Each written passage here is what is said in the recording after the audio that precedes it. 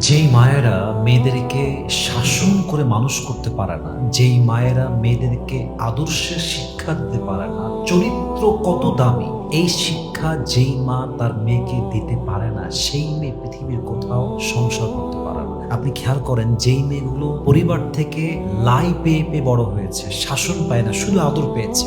আদর্শ কাকে বলে, চরিত্রের মূল্যবোধ কাকে বলে, সতীত্বের মূল্যবোধ কাকে বলে, এটা তার মা তাকে শিক্ষা দেয় নাই। জেনে বুঝে মা তাকে অন্যায় কাজে সাপোর্ট দিয়েছে, অবৈধ কাজে সাপোর্ট দিয়েছে। বিশ্বাস রাখেন, লিখে রাখেন, যেই মা তার মেয়েকে শাসন করে নাই, আদর্শের শিক্ষা দেয় নাই, যেই মেয়ে এই আদর্শ না পেয়ে বিয়ে করেছে, ও যেখানেই বিয়ে করো ওর বিয়ে টিকবে না, ওর সংসার কখনো টিকবে না। কারণ যেই মেয়ের মাঝে চরিত্রের ঠিক নাই, সততা ঠিক নেই, কথা 10টা বলে 9টা বলে মিথ্যা, প্রচন্ড রাগী, তার কাছে ইজ্জতের কোনো দাম নাই, চরিত্রের কোনো দাম নাই, বিশ্বাস রাখেন এই মেয়েটা যেখানেই যাবে তার তালাক হয়ে যাবে। এজন্য আমি প্রত্যেকটা মাকে বিনয়ের সঙ্গে আবদার রাখবো যে আপনি আপনার মেয়েকে চরিত্রের মূল্যবোধ শেখান, সতীত্বের মূল্যবোধ শেখান, আপনার মেয়েকে ইজ্জতের মূল্যবোধ শেখান, আপনার মেয়েকে আদর্শের মূল্যবোধ শেখান। আপনার মেয়েকে শুধু আদর দিয়ে না, লাই দিয়ে না, শাসন দিয়ে বড় করেন। আপনার মেয়ের পারিবারিক জীবনে, সাংসারিক জীবনে বরকত দান করবে একজন, বলেন সবাই, তিনি কে?